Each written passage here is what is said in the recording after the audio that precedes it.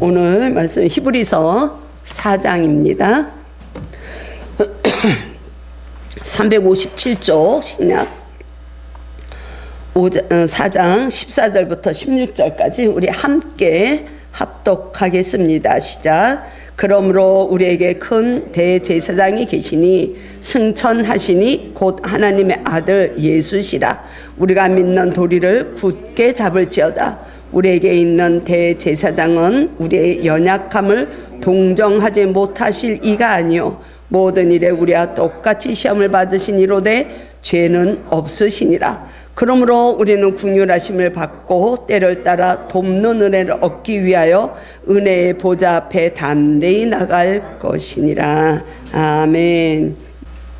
이 종을 붙들어 주셔서 주님 말씀에 의지하여 선포될 수 있는 말씀이 되게 하시고 우리 모두의 마음에 새겨지는, 그리하여 삶에 나갔을 때 적용될 수 있는 말씀이 될 수 있도록 저희들을 강하게 붙들어 주시고 이 종을 붙들어 주옵소서. 예수님의 이름으로 기도드립니다. 아멘. 우리가 지금 방금 찬송한 것처럼 주님의 말씀을 듣고 오늘 예배를 드리는 저와 여러분들의 오늘 이후의 시간은 온전히 기쁨의 안식이 누려질 수 있기를 축복합니다. 히브리서 기자는 한 가지를 말씀하고 있는 것입니다. 히브리서 전체를 통해서 그 당시에 신학적으로 신앙적으로 흔들리고 있는 개종한 히브리인들에게 이야기해주는 메시지는 하나예요. 예수님이 누구신가를 알으라는 거야.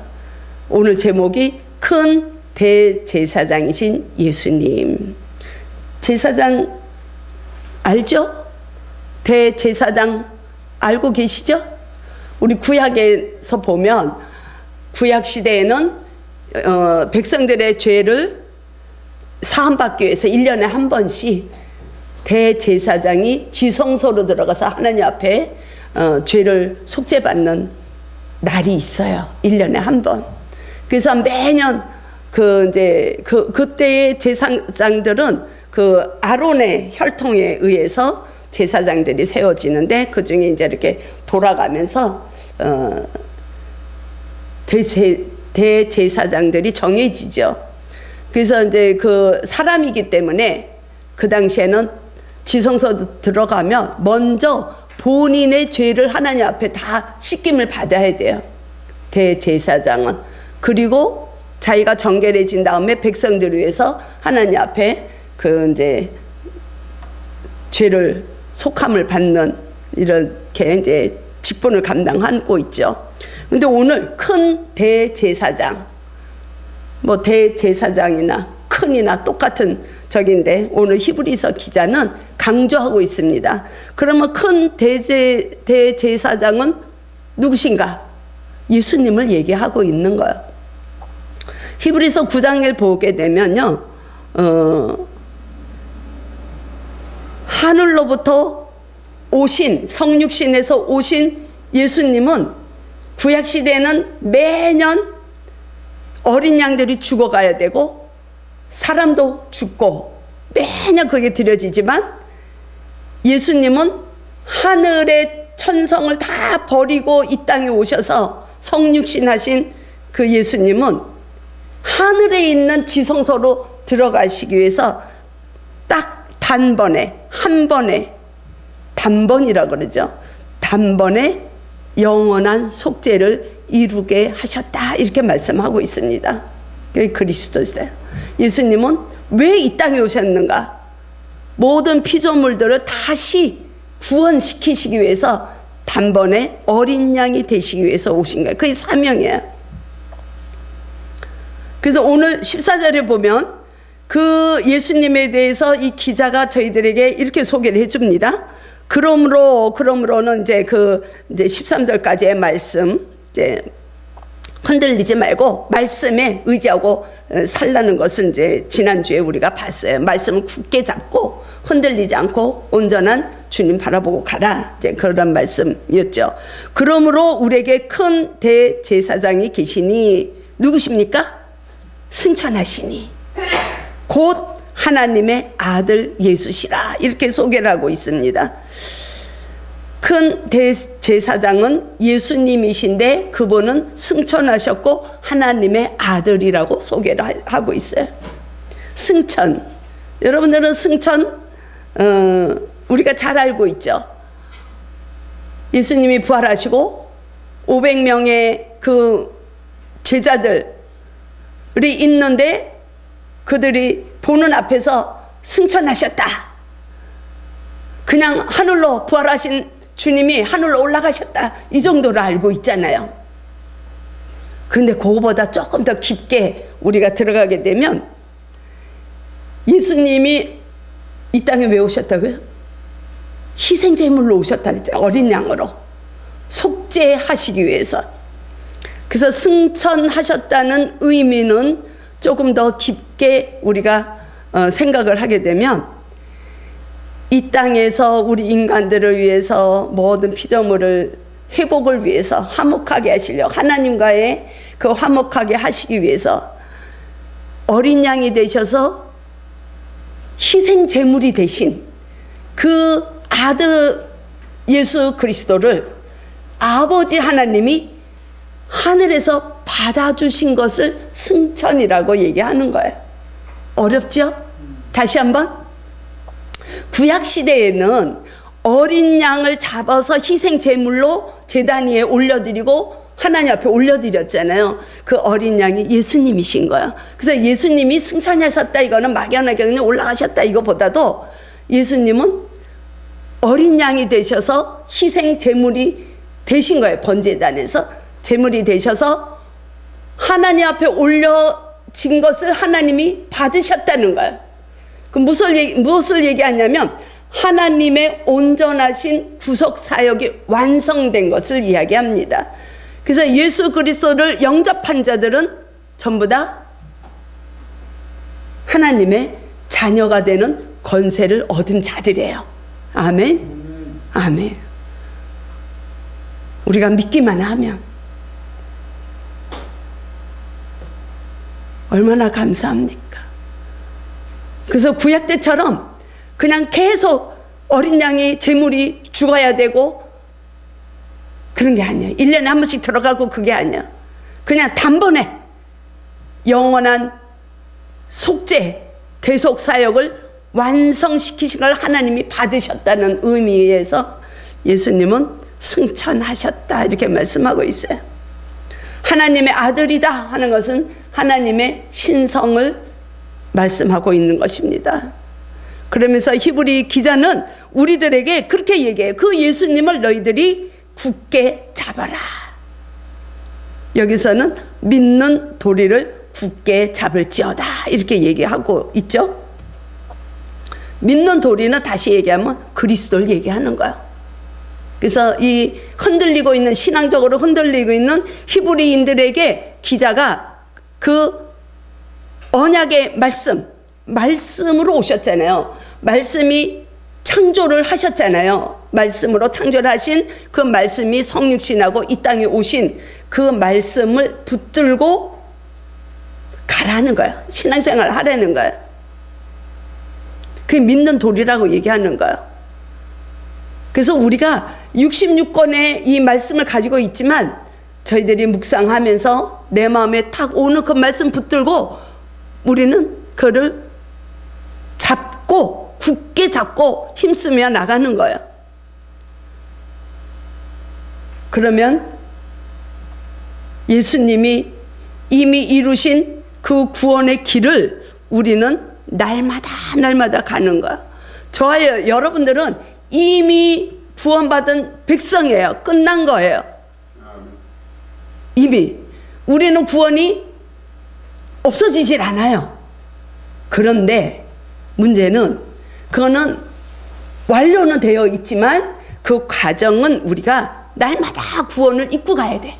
날마다 구원을 이뤄가야 돼. 그래서 예수님도 말씀하셨죠. 그냥 주님의 이름을 부른다 그래가지고 너희들이 다 하나님의 나라에 들어갈 수 없다. 다시 얘기하면 교인들이 너무 많아, 그죠? 우리나라에만 해도 많은 무리가 교인이에요. 근데 그 교인들 중에서 그야말로 하나님의 뜻대로 행하는 자들, 하나님 말씀에 순종하는 자들만이 하나님의 나라를 볼 수 있다는 것을 예수님은 산상수훈에서 말씀하고 계시죠. 하나님을 알지 못하는 자들, 교회에 들어와 있지만 내 뜻대로 살아가는 자들, 예수님을 굳게 잡지 못하고 언약의 말씀을 잡지 못하고 가고 내 인생을 내가 이끌어가는 자들은 하나님의 나라가 보장되어 있지 않다는 것을 우리는 알아야 돼.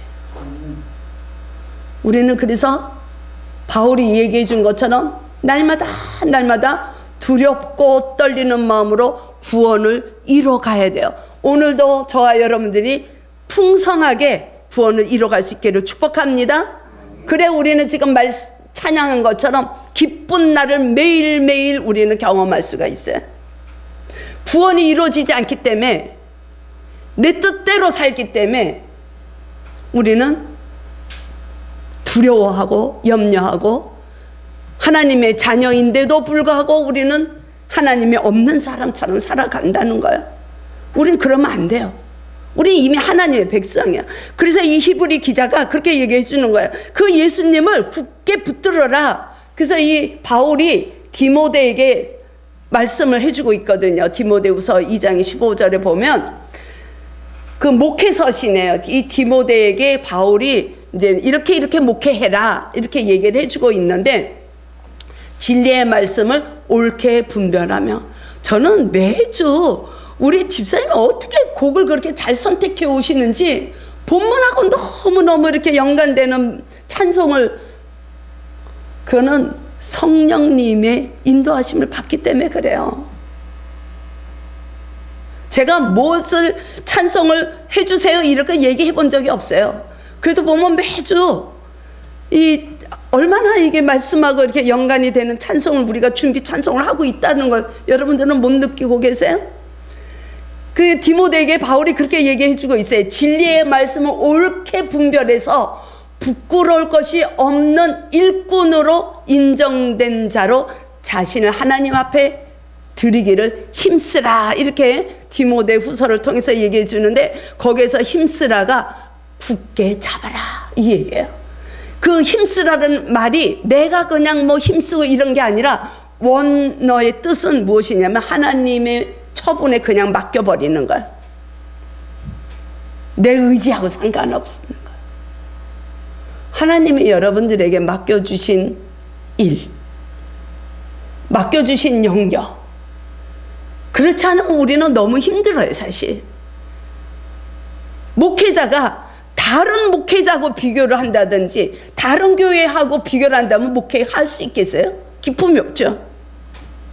근데 하나님은 저희들에게 너에 맞는 걸 내가 요만큼 줬으니까 요거를 잘 충성되게 직분을 감당하면 오케이라고 말씀하시는 거예요. 우린 비교할 필요가 없어요. 하나님이 나에게 맡겨주신 거, 우리 집사님들, 권사님들, 우리 하나님의 사랑하는 자녀들에게 맡겨주신 그 영역만 잘 하고 가면 하나님이 충성된 종아 참 잘했다 이렇게 말씀하실 것입니다. 그래 우리가 기쁨이 있죠.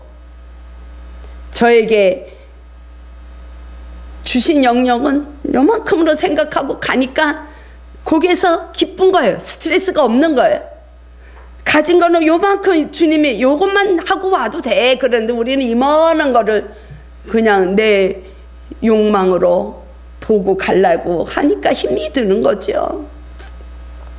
더도 덜도 말고 맡겨주신 일만 잘 감당하며 사십시다. 그래야 우리는 안식을 취할 수가 있어요. 그게 구원을 이뤄가는 것입니다. 그래서 우리는 주님 앞에, 주님 우리를 불쌍히 여겨주세요. 오늘도 내가 구원을 이뤄갈 수 있도록 도와주세요. 370장 찬송처럼 주님 인도하고 가실 때 우리 삶에서 혹시라도 오는 그 슬픔이 기쁨이 되고 한숨이 노래가 되고 기도할 수 있는 힘이 생기는 거예요. 그래서 우리는 날마다 주님만이 필요합니다. 나는 부족합니다. 그래서 나는 주님이 필요합니다. 이렇게 고백하고 나갈 수 있는 것이죠. 하나님의 계획과 하나님의 말씀하시는 그거에 순종하고 나갈 수 있기 위해서 히브리 기자는 저희들에게 히브리서 12장에 가면 그렇게 말씀해 주고 있어요. 믿음의 주여 온전하게 하시는 예수 그리스도를 바라보라. 우리는 연약해서 우리는 완벽하게 할 수는 없지만, 완전하게 할 수는 없지만 연약하고 넘어지고 쓰러지고 시험당하고 할 수 있지만 언제나 주님께 내 눈을 올려드리라는 거야. 고정시키라는 거야. 우리의 시선을 주님 앞에 맞추라는 거야. 나의 길을 주님 앞에 열어놓으라는 거야. 그래서 주님이 무슨 음성을, 무슨 말씀하시는가 들으라는 거야. 그래서 성경에서 곳곳에서 그렇게 예수님도 말씀하셨고 요한 사도도 그렇고 들을 귀가 있는 자다 복되다 그랬어요. 저와 여러분들이 귀가 주님 앞에서 열려지기를 원합니다. 예수님은 이 땅에 오셔서 온전히 아버지의 뜻대로 순종하며 사셨어요. 무엇이 증명하는지 아세요? 예수님은 행하신 일마다 구약에서 말씀하셨던 그 언약, 약속이 이루어지게 하려 함이라. 말씀이 응하게 하려 함이라. 전부 다 하나님 뜻에 맞춰서 순종의 삶을 사셨어요. 저와 여러분들 그 삶을 닮아가야 되지 않겠어요? 그래서 저는 그냥 불현듯 그 말씀이 생각나는 거. 겸손. 그래서 제가 그냥 풋사를 바꿔버렸어요. 풋사가 뭔지 아시죠? 바꿔버렸어요. 겸손. 그리고 빌립보서 2장에서 그렇게 말씀해주고 있잖아요. 하늘의 영광을 버리시고 낮아지시고 모든 것을 비우시고, 이 땅에 오신 것 자체가 예수님은 비우시고 낮아지시고 죄의 형체로 오신 분이시죠. 끝까지 죽기까지 복종하신 예수 그리스도, 그 주님을 생각하면서 그게 그거야말로 겸손이구나. 우리가 생각하는 그런 겸손이 아니라 정말 성경에서 이야기하는 겸손은 모든 걸 비우고 끝까지 순종하는 삶, 낮아지고 이런 마음을 나도 갖고 싶다. 주님이 가신 그 길 나도 갖고 싶다. 이러고 풋사를 바꿨는데 본문을 계속 이 묵상을 하면서 말씀을 생각하면서 보니까 딱 이렇게 맞아 들어가는 거. 저와 여러분들의 마음이, 저와 여러분들의 생각이 모두가 주님께로만 향할 수 있도록 축복합니다. 그렇게 하라는 거예요. 그때 이 주님은 우리의 모든 것을 알고 계신다 그랬어요. 알고 15절 보면 예수 그리스도는 우리의 연약함을 동정하지 못하실 이가 아니다 그랬어요.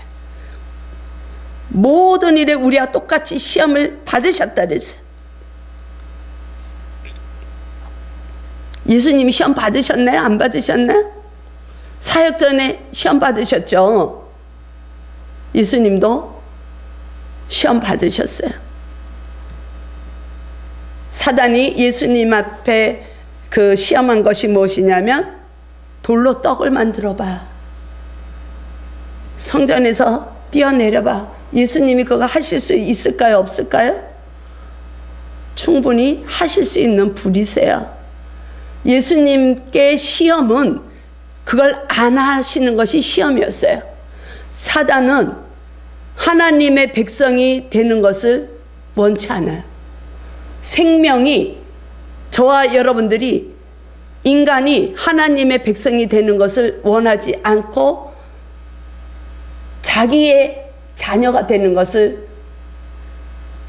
항상 자기한테 끌고 가기 위해서 예수님을 시험한 거예요. 하나님의 아들이잖아. 하나님으로서 해봐. 그게 시험이에요. 하나님은 하나님의 아들로 그 신성의 마음은 갖고 계셨지만 예수님이 그거 시험을 그래 그건 내가 못하겠니? 그러고 그냥 돌을 떡으로 만들고 성전 꼭대기에서 뛰어내리고 하셨다면 저와 여러분들이 구원이 있었을까요? 없어요. 없는 거예요. 주님은 대속의 사역을 하시기 위해서는 인간이셨어야 되는 거예요. 저와 여러분들이 똑같은 우리와 같은 인성을 가지신 분으로 온전한 완전한 인간이시기 때문에 죄는 없으신 분. 그래서 저와 여러분들을 대속하실 수가 있는 것입니다. 우리와 똑같은 거야. 예수님도 배가 고픈 거를 느끼셨어요. 피곤한 걸 느끼셨습니다. 우신 적도 있으세요.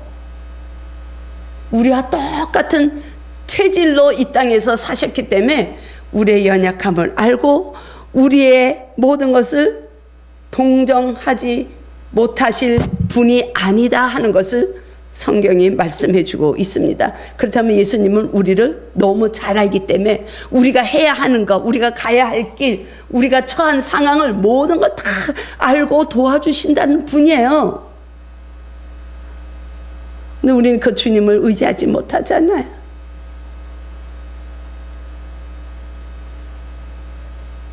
지금부터라도 늦지 않았습니다. 지금부터라도 우리는 그 주님만을 복음서에 보면 그게 있어요. 복음서에 보면 어떤 내용이 있냐면 예수님이 무리를 걸으시는 장면이 나옵니다. 제자들이 이쪽에 있고 예수님이 무리를 걸어오실 때 이 제자들이 이제 그게 새벽이었거든요. 컴컴한 어둠 속에서 예수님이 오신 걸 보니까 놀란 거예요. 그래서 제자들이 누구냐고 예수님이 걱정하지 마라, 두려워하지 마라, 나다. 말씀해 주시죠.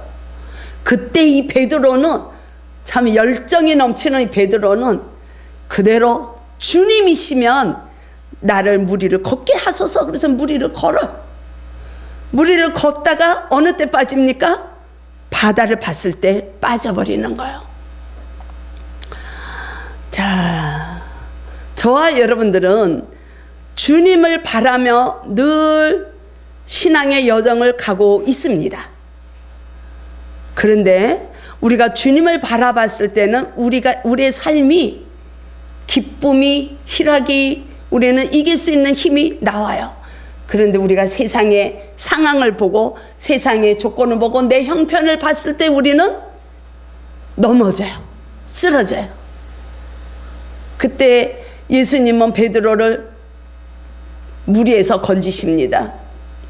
예수님은 주님은 저와 여러분들이 처한 상황, 사망의 음침한 골짜기에 우리가 들어가서 터널에 있더라도 주님은 우리를 건져내시는 분이신 줄로 믿습니다. 그때에 베드로가 예수님이 베드로를 물에서 건지시기 바로 직전에 베드로가 한 이 고백이 있습니다. 혹시 기억나세요? 그 복음서를 보면 마태복음을 보면 주여 나를 구원하소서 이렇게 고백을 합니다. 베드로가. 그때 주님이 즉시 물에서 세상 풍파에서 넘어져 있는 저와 여러분들을 구원하시는데 저희들이 그 고백이 필요하다는 거죠. 주님이 안 계시면 나는 물속에 빠질 수밖에 없습니다. 우리가 바다 구경하면 너무 좋죠. 어저께도 그 동네 한 바퀴를 보니까 그 영양인가? 경상북도의 경치가 너무 좋은 거예요. 절벽이 너무 아름다운 거예요. 야, 정말 저런 데 살면 거기 85세 된 할아버지가 이 만물상을 하시는데 너무 건강하시고 아주 그냥 그런 모습을 봤어요. 그런데 성경에서는 바다 하면 풍파, 세상, 애굽을 뜻하고 있습니다. 상징합니다. 그래서 우리가 살아나가면서 주님을 시선을 놓쳤을 때 우리는 넘어질 수가 있어요. 우리는 시험에 들 수가 있어요. 우리는 연약하기 때문에 괴로울 때가 있습니다. 한숨만이 나올 때가 있습니다. 그때 예수님은 물속에 빠진 베드로에게 그렇게 말씀하십니다. 믿음이 작은 자요, 왜 의심했느냐, 그렇게 말씀하고 있습니다. 우리가 넘어지고 연약해서 쓰러지고 힘들고 이런 상황이 올 수 있어요. 그때 주님, 나를 불쌍히 여겨 주시옵소서, 나를 구원시켜 주시옵소서, 이런 고백이 나와야 된다는 거. 그러려면 우리가 언제나 주님께로 시선이 고정돼 있어야 돼요. Fix on, 주님께 온전히 고정돼 있어야 돼요. 그게 14절에서 말씀하시는 믿는 도리를 굳게 잡을지어다, 이 얘기예요. 그래서 우리가 주님 앞에 그런 고백을 하며 은혜를 구할 때 예수님은 16절에서 그렇게 말씀하십니다. 긍휼하심을 받고 때를 따라 돕는다고 말씀하고 계세요. 자, 16절 우리 한번 같이 볼까요? 시작. 그러므로 우리는 긍휼하심을 받고 때를 따라 돕는 은혜를 얻기 위해서 은혜의 보좌 앞에 담대히 나가 것이니라. 때를 따라 돕는 은혜를 얻기 위해서 우리는 어떻게 해야 되느냐? 기도의 자리에 가야 된다는 거예요. 우리 기도해야 됩니다. 주님은 때에 따라 우리를 돕고 계세요. 지금도 하늘 우편에서 우리들을 위해서 중보하고 계시는 주님, 우리의 연약함, 우리의 체질을 너무 잘 아시는 주님은 우리가 힘들어하고 우리의 모든 상황을 알고 중보하고 계세요. 근데 우리가 보이지 않기 때문에 그분은 믿지 못하고 내가 해결하려니까 우리는 힘이 드는 거죠. 그러면 여기에서 때를 따라 돕는 은혜라는 것이 내가 원하는 거 다 하나님이 들어주시는가? 어떻게 생각하세요? 나는 이걸 원해, A라는 걸 원해. 그럼 하나님이 그걸 다 들어주시는가? 그렇지 않아. 그걸 들어주실 때도 있어요. 어느 때? 금방 예수님을 영접했을 때. 우리 성도 중에도 있죠. 이제 예수님을 갓 알기 시작한 분들은 하나님 앞에 구하면 다 응답이 돼요. 왜? 하나님을 경험시켜 주시는 거예요. 원하는 거 하나님이 다 응답하십니다. 근데 기도를 안 하기 때문에 그걸 못 받는 거야. 모르는, 경험을 못 하는 거야. 그래서 하나님이 그 어린 심령들을 이끌어 가시는 방법 중에 하나예요. 기도해서 하나님을 경험하고 믿음을 한 단계 한 단계 업그레이드 시키시는 거예요. 그러나 어느 정도 이제 훈련이 필요한 성도들에게는 무조건 응답하시지 않습니다. 내가 원하는 대로 하나님은 응답하시지 않으세요. 왜 그래요? 무조건 주시면 그게 유익하지 못할 때가 있다는 거예요. 우리가 자녀들을 기를 때 예주한테 100만 원짜리 수표 주지 않잖아요. 용돈을 주면서 네 마음대로 하라고. 그걸 다 사용할 줄 모르니까, 어떻게 사용하는 것이 유용할지 모르니까 100만 원을 무조건 그 수표로 주는 부모는 없어요. 그렇지 않아요? 그런 거죠. 하나님이 보시기에 합당할 때, 이제 됐어 할 때 하나님은 우리가 원하는 걸 응답해 주시는데, 그 응답하시기 전에 응답하시지 않는 것도 응답이라는 것을 우리는 알아야 돼요. 구원해 주신 것 하나만으로도 우리는 이미 다 받은 삶이에요. 내가 원하는 것이 나의 인생에서 도움이 안 되면 하나님 응답하시지 않아요. 주님 뜻대로 구하면 하나님이 합당한 때에 응답을 해주시죠.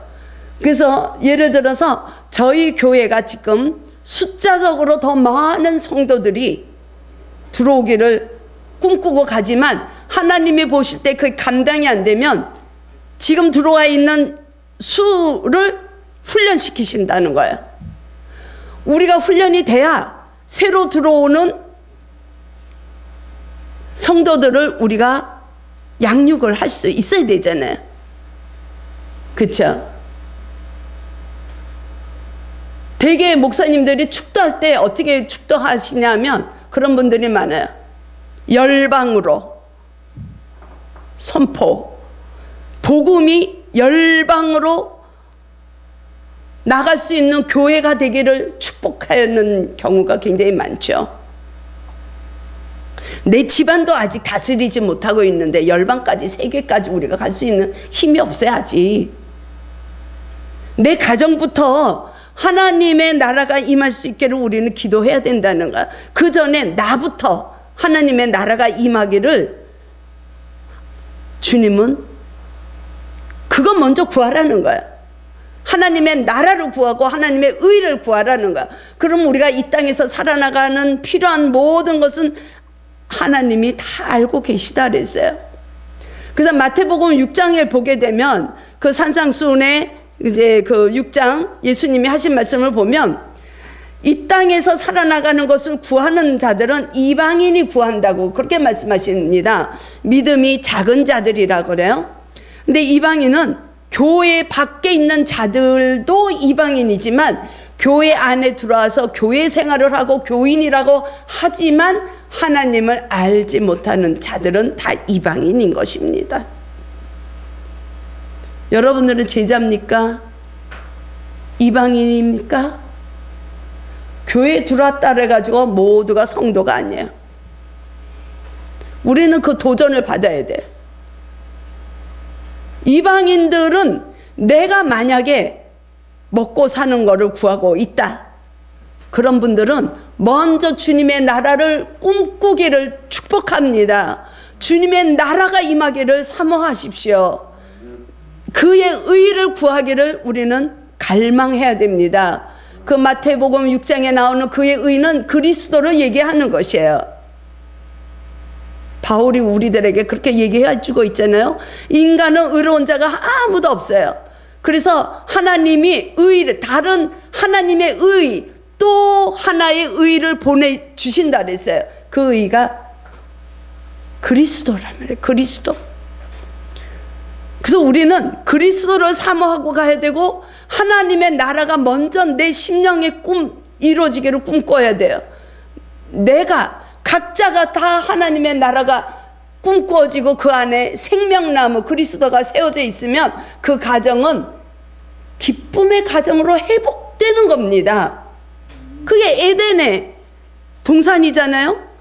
하나님은 처음 창조하시고 에덴의 동산에 그 아담과 하와를 이끌어 주셨어요. 그리고 창세기 3장부터 죄가 들어오게 되죠. 창세기 3장부터 요한계시록 마지막까지는 메시지가 하나입니다. 에덴으로 돌아가라는 거예요. 그러려면 우리가 무조건 내가 원하는 걸 떼쓸 게 아니라 하나님의 뜻을 구하고 하나님의 뜻에 맞는 기도를 하기 위해서 우리는 기도의 자리에 나가야 된다는 것을 히브리 기자가 말씀해 주고 있는 것입니다. 그래서 저도 지금 기도 중이에요. 어저께 정말 너무 좋았어요. 하루 종일 이 안에서 꽃꽂이하고 막 꽃을 꽂아놓고 내가 너무 마음이 좋았어요. 주님, 저렇게 순백하고 깨끗한 이 꽃처럼 내 마음도 깨끗해지길 원합니다. 이런 마음으로 어저께 그냥 여기서 4시까지 있다가 혼자 기도하고 막 혼자 놀다가 갔어요. 여러분들도 틈만 나면 주님하고 노십시오. 여기 안 오셔도 돼요. 평일날 어떻게 여기 오시겠어요? 있는 장소에서 먹어요. 식사하실 때도 주님 함께 하십시다. 그러고 식사하세요. 일을 하실 때도 주님 같이 일하십시다. 운전할 때도 주님의 핸들을 잡아주세요. 그게 동행하는 삶이죠. 그러면서 제가 어저께 마음에 약간 또 이렇게 도전이 왔어요. 제 목회를 위해서 제가 먼저 주님 앞에 좀 충만함을 회복하고, 이 목회자가 바로 서야 성도들이 또 좋은 꼴을 먹기 때문에 우리 성도들을 위해서 작전 기도를 해야 되겠구나, 이런 결단을 어저께 했습니다. 여러분들이 이제 이 예배를 마치고 나가시면 또 세상으로 나가야 돼. 세상은 험한 곳이에요. 근심 걱정만 있는 곳입니다. 더 힘든 일이 더 많은 곳이 일터예요. 그 자리에서 우리는 신앙이 무엇인가, 주님으로 인해서 이길 수 있는 삶을 사는 것이 신앙이라고 저는 봅니다. 그래서 늘 우리 마음이 주님께로 향하고, 나의 생각이 주께로 향하고, 나의 귀가 주님 말씀에 열려 있고, 그래서 주님, 나의 모든 것을 주님께 의지합니다. 내 인생을 오늘도 나를 이끌어 주시옵소서. 여러분들이 아침에 일어나셔서 주기도문을 하시면 돼요. 주기도문은 어떻게 나라가 임하고, 어떻게 일용할 양식, 영적인 그 생명의 만나가 나를 오늘 먹여 살릴 것이고, 내가 어떻게 이 세상을 이기고 성령의 이끄심을 받고 나가는가를 알려주는 것이 주기도잖아요.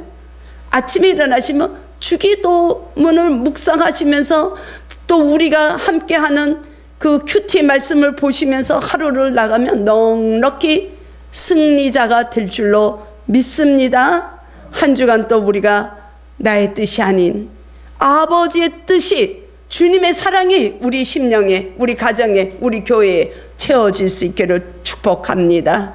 주님 감사합니다. 주님, 우리가 그 좋으신 예수님을 모시고 있으면서도 우리가 제대로 살지 못함을 깨닫게 하셔서, 또 우리가 주님의 궁휼하심을 바라며 나갈 수 있도록 인도하여 주시니 감사합니다. 깨닫게 하신 우리 주 예수 그리스도의 이름으로 기도드립니다. 아멘.